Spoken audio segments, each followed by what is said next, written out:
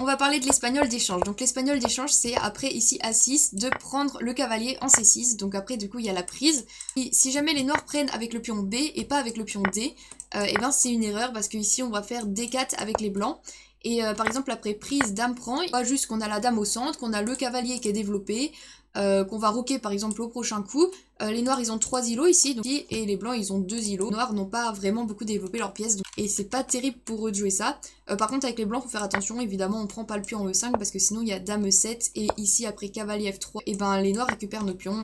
Mais du coup la réponse des noirs en général c'est D prend C6, petit roc, et ici ils font par exemple F6, et ici on va prendre le centre avec les blancs, donc D4, prise, prise, et après C5 donc on recule notre cavalier, prise, prise, et en fait ça va amener dans des positions comme ça où les blancs vont avoir un mini avantage, peut-être la case D5 et tout ça.